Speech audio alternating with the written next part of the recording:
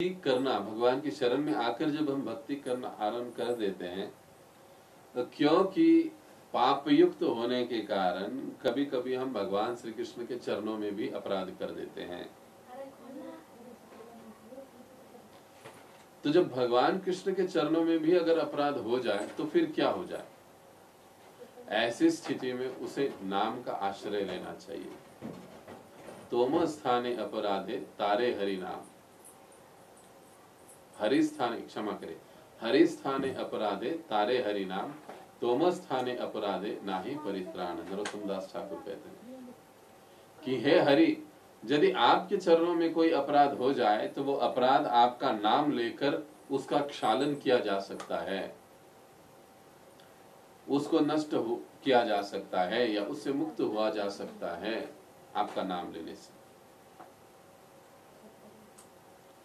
पर यदि नाम के प्रति ही अपराध हो तो फिर क्या अवस्था होगी? जैसे हमने पहले ही कहा कि अपराध तो हम पग पग पर करते रहते, कितने अपराध हम लोग करते हैं, और ऐसे अपराध करते हुए हम लोग कभी भगवत धाम जा ही नहीं सकते। अपराध करते हुए हम नाम जप करते रहेंगे और सोचेंगे कि नहीं नहीं मैं बहुत बड़े अच्छे से कर रहा हूं, मैं तो आराम के साथ भगवत धाम जाऊंगा, तो यह संभव नहीं। भगवत धाम तभी संभव है जब अपराध मुक्त अवस्था होगी नाम जप की, और इस अपराध मुक्त अवस्था होने के लिए इन नाम अपराधों को समझना बहुत जरूरी है। जब तक हम लोग किसी को, मतलब अपराध की बात छोड़िए, अगर हमारे गुरु हमारे वरिष्ठ जन हमसे नाराज भी है तो वे भी एक प्रकार से अपराध में ही आता है। क्योंकि कई बार होता है ना कि हमारे वरिष्ठों की, गुरु की हमसे कुछ अपेक्षाएं होती है, लेकिन उन अपेक्षा को हम पूरा नहीं करते, किसी कारणवश कहिए या अपने आलस्य के कारण कहिए, हम लोग तत्परता नहीं दिखाते हैं, तो एक प्रकार से वो नाराजगी बन जाती है। तो ऐसी नाराजगी भी हमें आध्यात्मिक प्रगति में रोके रखती है। तो इसलिए ये बहुत जरूरी हो जाता है कि जब हम नाम साधना कर रहे हैं तो हम छोटे से छोटे अपराधों से बचने का प्रयास करें। इन 10 नाम अपराधों से तो बचना ही है, लेकिन ऐसे जो अपराध है इनसे भी हमको बचना चाहिए। अगर हम नहीं बचते हैं तो फिर हमें भगवान नाम में वो रस नहीं आता है, भगवान के प्रति, भगवान के भक्तों के प्रति जो आसक्ति प्रेम है उसकी अनुभूति हमें नहीं होती है। भक्ति एकदम सूखी सूखी लगने लगती है, भक्ति की प्रक्रिया एकदम बोरिंग लगने लगती है, नाम अपराधों के कारण, इन चीजों के कारण हमारे आध्यात्मिक जीवन में कई सारे अड़चने आना आरंभ हो जाता है। ये चैतन्य चरितामृत में लीला आती है श्री चैतन्य महाप्रभु के, हम सभी भक्तों ने सुना है इस लीला को। श्री चैतन्य महाप्रभु की झारीखंड लीला। झारीखंड जंगल से गुजरते हुए श्री चैतन्य महाप्रभु ने सभी पशु पक्षियों के द्वारा हरिनाम कीर्तन करवाया। वहां पर बाघ भी था, हिरण भी था, सर्प भी था, चीता भी था, सभी प्रकार के पशु पक्षी साथ में थे, मोर भी थे, और बाघ और हिरण दोनों एक दूसरे के गले में हाथ डालकर कीर्तन कर रहे हैं। ये चैतन्य महाप्रभु की विशेष लीलाएं हैं ये, कि पशुओं को भी उन्होंने नाम संकीर्तन में नचाया। इतने प्रेम के साथ वे कीर्तन कर रहे थे। पूरे जंगल से श्री चैतन्य महाप्रभु के साथ वे पशु पक्षी गुजर रहे थे कीर्तन करते हुए। पूरे समय हम लोग वर्णन सुनते हैं कृष्णदास कविराज गोस्वामी द्वारा कि जो शेर है वो 2 पैरों पर चल रहा है, दोनों हाथ अपने ऊपर किए हैं, और वो भी हरे कृष्ण महामंत्र गा रहा है। अब आप कहोगे प्रभु जी वो कैसे गाएगा? पशु पक्षियों की भी अपनी भाषा होती है, वो उनकी भाषा में गाएगा, लेकिन हो सकता है हमको समझ में नहीं आएगा। लेकिन भगवान सभी जीवों के पिता है, वे समझ जाते हैं। जिस प्रकार से एक माता पिता अपने छोटे बच्चे की तोतली बोली जो अन्य व्यक्ति नहीं समझ सकता है, लेकिन माता पिता पट जल्दी से समझ जाते हैं कि बच्चा क्या कह रहा है मेरा। क्यों? क्योंकि वो उनका आत्मज है, उनका अंश है, तो वो समझ जाते हैं कि ये क्या कहना चाह रहा है। उसी प्रकार से हम सभी भगवान के अंश हैं, चाहे मनुष्य हो चाहे पशु हो। पशुओं को भी अपनी अलग अलग भाषाएं होती है, वो भगवान समझ सकते हैं, जान सकते हैं। ये सारे पशु पक्षी कीर्तन में मग्न होकर नाच रहे हैं। इस घटना का वर्णन संत मीराबाई के चरित्र में भी आता है, क्योंकि ऐसे कहा जाता है अन्य स्थानों में, शास्त्रों में, विशेष रूप से मीराबाई के चरित्र में, कि इस घटना की साक्षीदार स्वयं मीराबाई भी थी। क्योंकि श्री चैतन्य महाप्रभु स्त्रियों से मिलते नहीं थे। जब इन्हें पता चला कि चैतन्य महाप्रभु ऐसे रास्तों से गुजर रहे, तो बड़े दूर से वो उनको दर्शन किया करती थी, चैतन्य महाप्रभु। और इस झारीखंड जंगल में जब प्रवेश किए, तब ये जो मीराबाई है, ऐसे वर्णन आता है कि वो बहुत बड़े दूर पेड़ के पीछे से वो महाप्रभु की इस दिव्य लीला को देख रही थी। और यही कारण है कि उनके चरित्र में भी ये लीला का वर्णन हमें मिलता है। जैसे हम चैतन्य चरितामृत में इस लीला को पढ़ते हैं, वैसे ही वर्णन वहां पर वो अपने भजनों में मीराबाई करती है कि कैसे उन्होंने इस चमत्कार को, नाम के चमत्कार को दिखाया, कैसे उन्होंने उसको देखा। इसका वर्णन वहां पर हमको मिलता है। कहने का तात्पर्य ये है कि पशु भी इस प्रकार से कीर्तन कर रहे, उनकी आंखों से आंसू झर रहे हैं। कृष्णदास कविराज गोस्वामी वर्णन करते हैं कि उन पशुओं के आंखों से आंसू झर रहे हैं, आनंद के साथ दोनों एक दूसरे के गले में हाथ डालकर कीर्तन कर रहे हैं। ऐसे कैसे संभव हुआ? क्योंकि उनमें अपराध की भावना नहीं थी, उनमें अपराध की भावना नहीं थी पशुओं में। ये जो अपराध की भावना है ना, ये प्रायः मनुष्यों में अधिक पाई जाती है, पशुओं में अपराध की भावना नहीं पाई जाती। इसलिए यही कारण है कि उस नाम का प्रभाव तुरंत उन पर दिखाई दिया। उनकी आंखों से वो प्रेमाश्रु बहने लगे उन पशुओं के, और बड़े ही आनंद के साथ वे एक दूसरे को आलिंगन करते हुए, आंखों से अश्रु बहाते हुए नृत्य करने लगे। ये विशेषता है। क्यों? क्योंकि उनमें अपराध की भावना नहीं थी। लेकिन हम मनुष्यों में ये अपराध की भावना बहुत होती है। यही कारण है कि कई बार आध्यात्मिक प्रगति जो है हमारे लिए मुश्किल हो जाती है। तो आप कहोगे कि प्रभु जी, चैतन्य महाप्रभु जी ने पशुओं को भी हरिनाम दे दिया, और यहाँ पर नाम अपराध में कहा जा रहा है कि जो व्यक्ति अश्रद्धालु है, ऐसे अश्रद्धालु व्यक्ति को हरिनाम की महिमा का उपदेश नहीं देना चाहिए, उसको हरिनाम की महिमा नहीं बतानी चाहिए। ऐसे कैसे? यहाँ पर एक गुह्य बात समझना आवश्यक है। नाम की महिमा का उपदेश हम हरिनाम अश्रद्धालु व्यक्ति को नहीं कर सकते, लेकिन हम उसे नाम दे सकते हैं। यहाँ पर क्या कहा गया है? नाम की महिमा का उपदेश करना। नाम की महिमा, नाम से ये होगा, नाम से वो होगा, इसने नाम लिया ऐसे हुआ, उसने नाम लिया ऐसे हुआ, शास्त्रों में ये कथा आती है, ऐसा अगर वर्णन उनके सामने हम करेंगे तो फिर ये अपराध माना जाता है। हाँ, लेकिन उनको हम नाम दे सकते हैं कि आप नाम जप करिए, ये हम कह सकते हैं। अब यहाँ पर जो विशेष रूप से अश्रद्धालु शब्द का प्रयोग हुआ है, उसका विशेष रूप से प्रयोजन क्यों हुआ है? क्या इसका मतलब है? अश्रद्धालु का मतलब ऐसे कौन लोग हैं, किनसे तात्पर्य है सनातन गोस्वामी जी का? तो कहते अश्रद्धालु व्यक्ति का मतलब होता है कि जो लोग द्वेषी हैं। किसके द्वेषी? भगवान के द्वेषी, भक्ति के द्वेषी, भक्तों के द्वेषी। एक दूसरा अश्रद्धालु का तात्पर्य यहाँ पर यह है कि जो नास्तिक लोग हैं, भगवान को नहीं मानते, भक्ति को नहीं मानते, आदि आदि, भौतिक भोग के प्रति जो अधिक आसक्त है। और तीसरा जो प्रकार है, ये तीसरा जो भावार्थ है, जो भोगी है, अत्यधिक भोग में जो मग्न है, ऐसे लोग।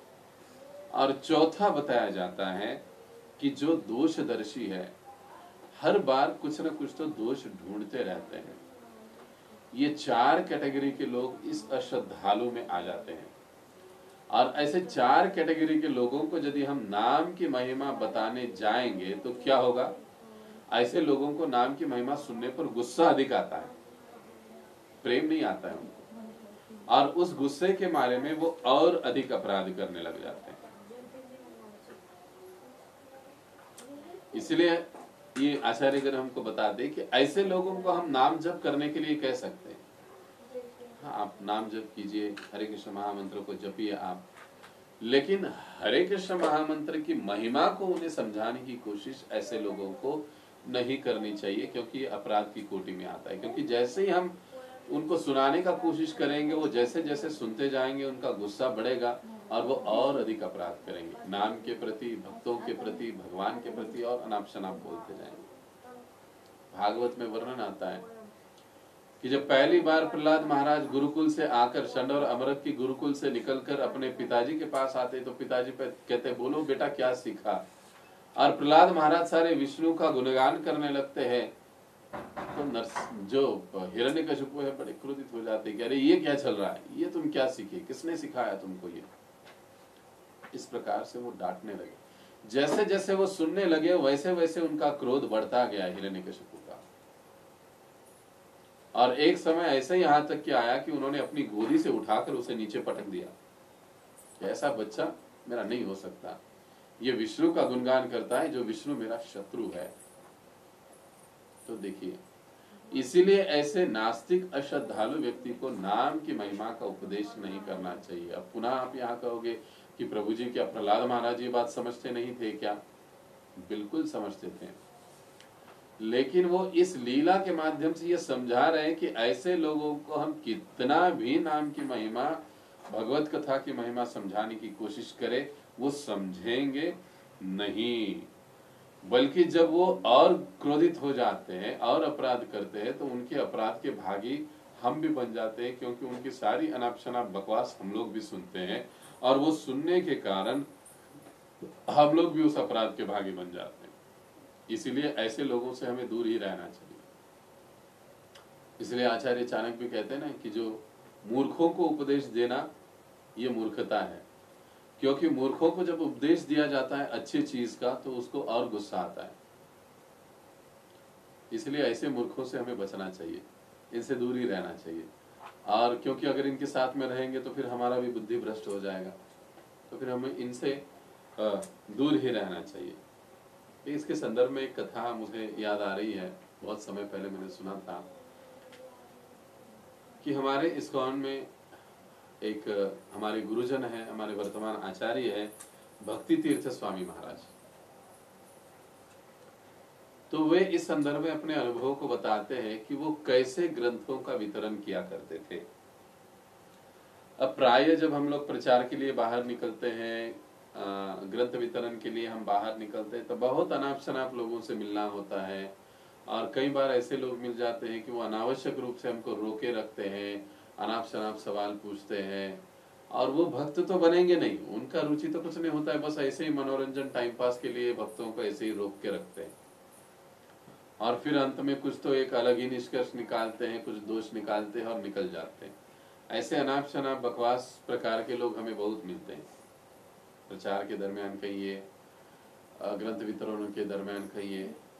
तो ऐसों को वो कैसे निपटते थे महाराज जी? तो वो कहते थे कि जब भी मैं ऐसे किसी बड़े व्यक्ति से मिलता, उसके पास जाता, तो वे महाराज जी तुरंत अपने बैग से भगवान श्री कृष्ण का एक बड़ा ही सुंदर और बढ़िया सा फोटो निकालते और तुरंत उसके आंखों के सामने ऐसे पकड़वा देते, सामने लगा देते, ऐसा रख देते, दिखाते उसको। तो वो व्यक्ति जैसे उस फोटो को देखता तो उस समय महाराज जी उसके चेहरे के भाव को पढ़ते। कईयों के फोटो को देखते ही आंखें बड़ी हो जाती थी, लोग मुस्कुराते थे और कहते थे अरे अरे बहुत अच्छा, ये तो कितना सुंदर भगवान का फोटो है। और कुछ लोग एकदम आंखें बड़ी हो जाती है और उनके मुंह के ऊपर ऐसा एकदम क्रोधित भाव दिखाई देता है, अरे ये सब क्या दिखा रहे हो, हटाओ मेरे सामने से, नहीं चाहिए, ये सारी बकवास चीजें हैं। तो फिर ऐसे जो क्रोधित होने वाले लोग ऐसे जो भाव प्रकट करते थे तो महाराज जी उनके सामने कुछ कहते ही नहीं थे। महाराज जी उनके सामने उनको कुछ कहते नहीं थे, बताते नहीं थे, वहां से निकल के आते थे। और जो उनको ऐसे लगता कि जिनके आंखों में प्रेम का भाव है, बड़े ही प्रेम के साथ उन्होंने भगवान के फोटो को देखा और उन्होंने कहा, प्रतिक्रिया भी दी कि बहुत अच्छा फोटो है, फिर ऐसे व्यक्ति के साथ बैठकर महाराज जी उनको कृष्ण भावना का उपदेश देते, हरे नाम की महिमा को उनको सुनाते, उनको नाम जप के लिए प्रेरित करते और उसको भक्त बनाकर ही बाहर आते। कहने का तात्पर्य कि ऐसे जब हमको कहीं पर किंचित मात्र से श्रद्धा दिखाई देती है नाम के प्रति, भगवान के प्रति, तो ऐसे लोगों को हमें जरूर और जरूर कृष्ण भावना का उपदेश, कृष्ण भक्ति का उपदेश, हरिनाम की महिमा का उपदेश उन्हें देना चाहिए, उनके लिए समय देना चाहिए। बल्कि जो लोग ऐसे टाइम पास के लिए केवल हमें रोक के रखते हैं, उनकी ओर हमें ध्यान नहीं देना चाहिए। तो जिनमें रुचि है ऐसे लोगों को हमें ये नाम का उपदेश या महिमा का उपदेश हमें देना चाहिए। अब इस चर्चा से एक प्रश्न और उत्पन्न हो जाता है, वो ऐसे है कि भाई लोग ऐसे अश्रद्धालु क्यों होते हैं, इतना द्वेष, इतनी नफरत कृष्ण के प्रति, भगवान के प्रति, नाम के प्रति, भक्ति के प्रति, भक्तों के प्रति इनके मन में क्यों होती है? इसका कारण है पाप। जिसकी पाप की राशि जितनी अधिक होगी उतनी ही मात्रा में वो भगवान का द्वेषी होगा, भक्ति का द्वेषी होगा, नाम का द्वेषी होगा, भक्तों का द्वेषी होगा। कई बार हम लोग समाज में ऐसे भी लोगों को मिलते हैं ना कि हमारा तिलक धोती कुर्ता देखते ही उनको गुस्सा आ जाता है, ये सब क्या है, चलो हटो। कई लोगों को कीर्तन सुनते ही गुस्सा आ जाता है, अरे बंद करो, ये क्या तुमने बकवास लगा रखी है। ये पाप के कारण होता है कि उन्हें नाम और नाम की महिमा समझ में नहीं आती या वे सुनना नहीं चाहते। उनके जो पाप है उस पाप कर्म के कारण, पाप फल के कारण ये सारी चीजें घटित होती हैं। तो फिर ऐसे लोगों का उद्धार कैसे होगा, ये भी तो जरूरी। अगर अश्रद्धालु लोगों को हमने उपदेश ही नहीं दिया तो फिर उनका उद्धार कैसे होगा? तो ये कहा जाता है, ये बताया जाता है, सनातन गोस्वामी कहते हैं कि ऐसे लोगों को हमें गीता का ज्ञान देना चाहिए। हम शरीर नहीं, हम आत्मा हैं। इन किन प्रकार जपमाला उनके हाथ में उनको थमा देनी चाहिए। गीता का उपदेश उन्हें देना चाहिए। सत्संग में आने के लिए उन्हें आमंत्रित करना चाहिए। ऐसे लोगों को जब बड़े बड़े फेस्टिवल होते हैं ना मंदिर में, ऐसे फेस्टिवलों में उनको बुलाना चाहिए, प्रसाद देना चाहिए, विशेष दर्शन करवाना चाहिए। तो ये लोगों का भाव बदल सकता है। ये इनके लिए उपाय है ऐसे लोगों के लिए। अगर हमारे इर्द गिर्द भी ऐसे कोई लोग होंगे ना तो उनके लिए हम लोग इस उपाय का पालन करके देख सकते हैं। वाकई में ये चमत्कारिक उपाय है, काम करते हैं ये, कि ऐसे लोगों को गीता का उपदेश देना, ऐसे लोगों को नाम जप के लिए प्रवृत्त करना। केवल एक माला जैसे भी आप करो, आप बगैर नहाए करना चाहते हो ठीक है कर लो, आप दोपहर में करोगे ठीक है कर लो, आप रात को सोने से पहले करेंगे ठीक है कर लो, लेकिन कर लो।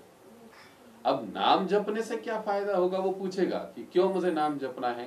नहीं, देखो नाम जपने से क्या होता है ना, हमें शांति मिलती है, हमें हमारा मन शांत हो जाता है, हमारा गुस्सा कम हो जाता है। ऐसी भौतिक चीजें बताकर उनको नियुक्त करने की कोशिश करनी चाहिए। लेकिन हम कहेंगे कि नहीं, नाम लेने से तो हमारे हृदय के समस्त अनर्थ दूर हो जाते। तो उसको लगता है मेरे हृदय में कहाँ पे अनर्थ है, मैं क्या इतना बुरा हूं क्या, ये सोच में वो व्यक्ति पड़ जाता है और द्वेष और बढ़ जाता है। बल्कि इस प्रकार से नाम लेने के लिए उसे प्रेरित करे, उसे भगवत गीता दे, भगवत गीता पढ़ने के लिए प्रेरित करे, गीता का ज्ञान उसे समझाए, आत्मा परमात्मा उसे समझाने की कोशिश करे, बेसिक ज्ञान, बड़े बड़े फेस्टिवल्स में इनवाइट करे, प्रसाद खिलाए, तो इन लोगों के भाव में बदलाव देखा जा सकता है, इनका हृदय शुद्ध हो जाता है फिर आहिस्ता आहिस्ता ऐसे करने से। और फिर एक समय ऐसे आता है कि ये लोग नाम की महिमा सुनने के लिए काबिल बन जाते हैं, तैयार हो जाते हैं, और फिर वो सुनते हैं नाम की महिमा को और आगे चलकर अच्छे भक्त बनते हैं। तो ये बहुत महत्वपूर्ण बात है। देखिए अभी ये कलयुग का समय है, वो समय गया कि लोग, पहले जो लोग थे वो स्वयं से मंदिरों में जाया करते थे, साधुओं के पास जाया करते थे कि महाराज हमको कुछ सुनाइए, हम भगवान की लीला को सुनना चाहते हैं, कथा को सुनना चाहते हैं, या आप हमारे घर में आइए, कुछ 2 दिन 7 दिन जो भी है वो कथा करिए, हमारा उद्धार होगा। लोग स्वयं से जाते थे, वो जमाना गया। अब जो साधु है हम लोग, वो लोगों के पीछे घूमते हैं कि भैया कृपा करके कथा सुनो, ऐसे करो वैसे करो।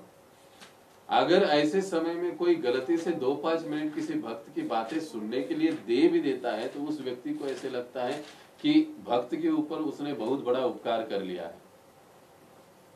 पंचतंत्र में एक कथा आती है, एक बार एक जंगल में शेर था, और जहां पर शेर रहता था गुफा के बाजू में ही पानी का बहुत बड़ा तालाब था, तो वहां पर एक बगुला भी रहता था।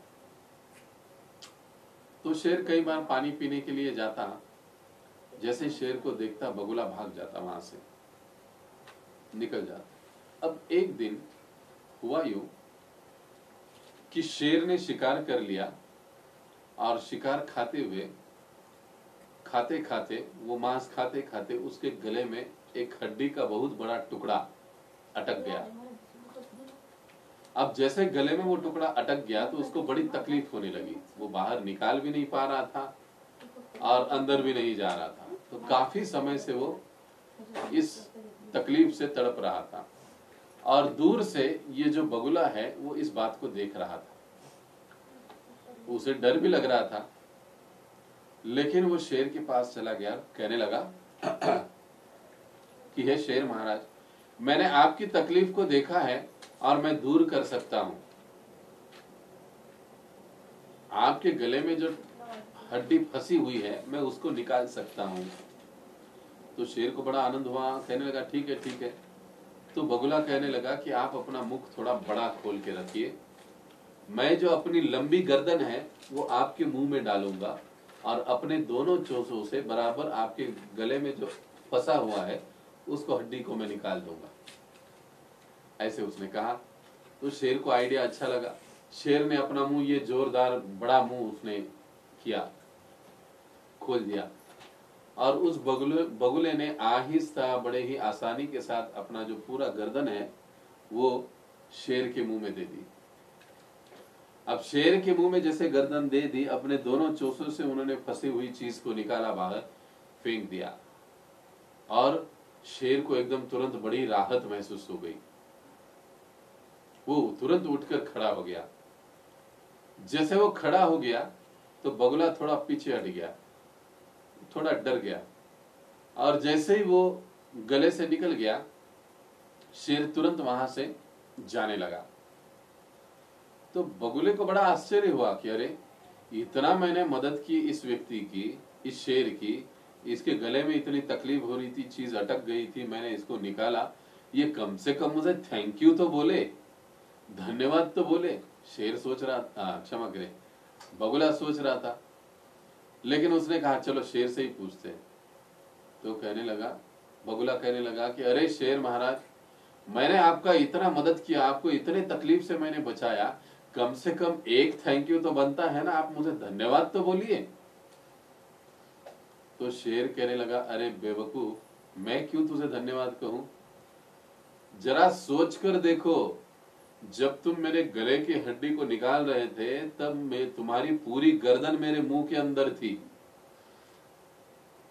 अगर उसी समय अगर मैं अपने मुंह को बंद करता तो तुम्हारी क्या हालत होती।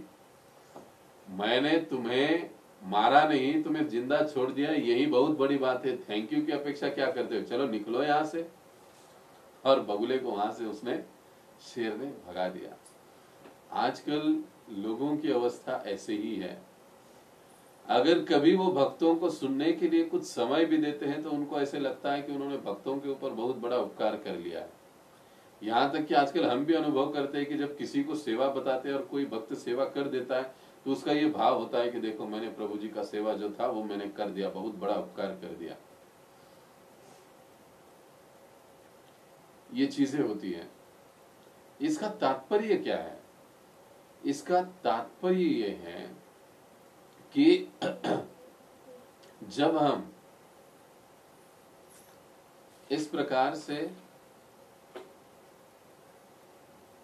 भगवान के भक्तों के समीप आएंगे, उनसे कथा कीर्तन को हम सुनेंगे, तब नाम की महिमा सुनने के लिए हमारा हृदय तैयार होगा, हमारा मन तैयार होगा। अश्रद्धालु लोग भी श्रद्धालु में परिवर्तित हो जाएंगे। जो चैतन्य चरितामृत में कथा आती है, पैपानी ब्रह्मचारी, ये उस समय की बात है जब श्री चैतन्य महाप्रभु शिवास आंगन में अपना नाम संकीर्तन किया करते थे, उनके घर में किया करते थे, शिवास ठाकुर के घर में। और जब संकीर्तन होता था तो सारे दरवाजे खिड़कियां एकदम पूरी तरह से पैक बंद कर दिया जाता था। और चैतन्य महाप्रभु ने आदेश दिया था कि कोई भी बाहरी व्यक्ति अंदर नहीं आना चाहिए, हम भक्त और भक्तों के साथ ही संकीर्तन होगा। क्योंकि वहां पर आसपास में सभी ऐसे अश्रद्धालु नास्तिक लोग भरे पड़े थे। वो भक्तों पर बहुत अलग सलग टीकाएं किया करते थे, टिप्पणियां किया करते थे। लेकिन उन्हीं पास में वहां पर एक ब्रह्मचारी रहते थे, वो बड़े तपस्वी थे, केवल दूध पीकर वो जीते थे, रहते थे, बाकी कुछ खाते पीते नहीं थे। कुछ फलाहार किया तो किया, नहीं तो नहीं, केवल पैपान ब्रह्मचारी, पैपान किया करते थे, दूध पिया करते थे। जब ये हर रोज देखते कि ये श्रीवास ठाकुर के घर में इस प्रकार से संकीर्तन होता है लेकिन दरवाजे बंद होते, किसी को प्रवेश नहीं, तो एक समय उनकी इच्छा हुई कि नहीं, मुझे भी प्रवेश करना चाहिए। तो वो श्रीवास ठाकुर के पास गए, कहने लगे मुझे भी आप अनुमति दीजिए आने की। लेकिन श्रीवास ठाकुर डरते थे कि अरे चैतन्य महाप्रभु को पता चलेगा तो बड़ा गड़बड़ हो जाएगी, क्योंकि महाप्रभु ने कहा किसी को अंदर नहीं आने देना है। एक बार, दो बार, तीन बार ये ब्रह्मचारी बार बार आकर विनती करता, तो एक समय इनको दया आ गई श्रीवास ठाकुर को। उन्होंने कहा ठीक है तुम आ जाओ, लेकिन बहुत पहले आ जाओ, छुपके से आ जाओ, और एकदम सबसे पीछे खंबे के पीछे जाकर खड़े रहो, चुपके से देखो, बिल्कुल बाहर नहीं आना, कुछ बोलना नहीं, कुछ नहीं, कुछ नहीं, केवल तुमको दर्शन करना है संकीर्तन का, संकीर्तन लीला का, उतना आप देखो। बात तय हुई। उस दिन वो आ गए अंदर, देखने लगे कि, लेकिन उस दिन बीच में ही महाप्रभु ने संकीर्तन रोक दिया और कहने लगे कि आज संकीर्तन में वो आनंद नहीं आ रहा है, मुझे लगता है कि यहाँ पर कोई अन्य, कोई बाहरी व्यक्ति आ गया है जो कि भक्ति भाव से युक्त नहीं है, श्रद्धा के भाव से युक्त नहीं है। तो श्रीवास ठाकुर बड़े डर गए, अरे अब क्या हो गया। महाप्रभु को तो बात समझ में आ गई और फिर इस प्रकार से उन्होंने पूरा सच बता दिया कि महाप्रभु ऐसी ऐसी बात थी। तब महाप्रभु कहने लगे कि अरे तुमको क्या लगता है कि कोई दूध पीने से और तपस्या करने से मेरे संकीर्तन में भाग ले सकता है, इस संकीर्तन की महत्व को समझ सकता है? नहीं। उसको समझने के लिए उसे पहले भक्तों के संग में आकर भक्त बनना पड़ेगा। और बहुत लंबा संवाद आता है। कहने का तात्पर्य कि श्री चैतन्य महाप्रभु भी अपनी इस लीला से समझाते हैं कि जो इस प्रकार से अश्रद्धालु वृत्ति के लोग हैं, संकीर्तन की महिमा, नाम कीर्तन की महिमा उनके समक्ष नहीं गानी चाहिए, क्योंकि वो इस चीज को समझने के लिए सक्षम नहीं है। हाँ, लेकिन उन्हें सक्षम बनाया जा सकता है। और इसी पैपानी ब्रह्मचारी पर बाद में श्री चैतन्य महाप्रभु अपनी कृपा करते हैं। वहां से निकाल तो देते, वो चला जाता है, लेकिन जाते जाते वो जो सोचता है, उसकी जो चेतना बन जाती है, उस चेतना को देखकर सुन चैतन्य महाप्रभु प्रसन्न हो जाते हैं, उसे पुनः बुलाते हैं और उसके ऊपर अपनी कृपा प्रदान करते हैं। तात्पर्य कि अश्रद्धालु व्यक्तियों को नाम की महिमा का उपदेश नहीं देना चाहिए।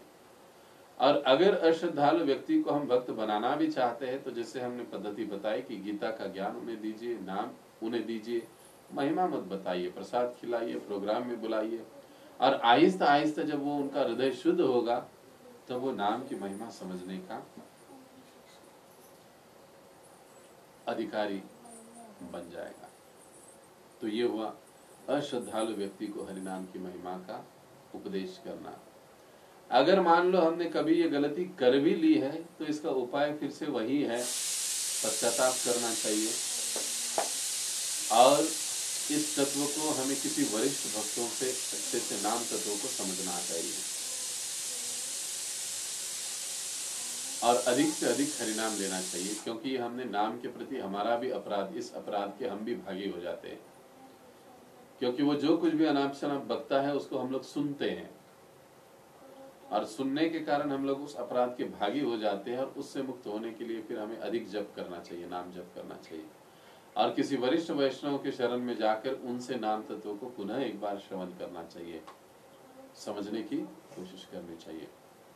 तो ये हुआ पूरी तरह से नवा नाम अपराध। वैसे इसमें कई सारी और भी कथाएं आती है कि चैतन्य महाप्रभु की कथा, सार्वभौम भट्टाचार्य जी के जो दामाद है अमोघ, जो अश्रद्धालु दोष दर्शन करने वाले व्यक्ति, ऐसे व्यक्तियों को भी नाम की महिमा का वर्णन नहीं करना चाहिए। चैतन्य चरितामृत में इसके बारे में कथा आती है। उसके बाद अश्रद्धालु का जो हमने देखा कि कैसे श्रद्धालु जो भक्त होते हैं, नाम के प्रति समर्पित होते हैं, वो शिवास ठाकुर के बेटे का संकीर्तन के दौरान मृत्यु हो जाता है और कैसे श्री चैतन्य महाप्रभु उन्हें जीवित करते हैं, ये भी कथा आती है। इससे हम नाम निष्ठा के महात्म्य को समझ सकते हैं। वैसे कई सारे उदाहरण हैं, लेकिन समय का अभाव है, हम लोग नहीं जा सकते। भक्त लोग जो हमने जिक्र की है लीलाएं, वो चैतन्य चरितामृत में पढ़ सकते हैं और पढ़ के इस विषय को, इस नाम अपराध को और गंभीरता से समझ सकते हैं। तो हम आज यहाँ पर विराम देंगे। बहुत बहुत धन्यवाद। हरे कृष्णा। कल अब हम लोग आखिरी हमारा सेशन होगा इस विषय पर, 10वां नाम अपराध और 11वां नाम अपराध। ऐसे 2 नाम अपराधों पर हम लोग चर्चा करेंगे। 11वां नाम अपराध ये अदृश्य नाम अपराध है। ऐसे 10 प्रमुख है, लेकिन ये जो 11वां भी हम लोग गाते हैं, सुनते हैं, उस पर भी हम लोग कल चर्चा करेंगे। 10 और 11 इस पर हम कल चर्चा करेंगे। तो हम यहाँ पर रुकेंगे। बहुत बहुत धन्यवाद। हरे कृष्ण। जगत गुरु श्रील प्रभुपाद की जय। अनंत कोटि वैष्णव वृंद की जय। निताय गौर प्रेमानंदे। हरि हरि बोल।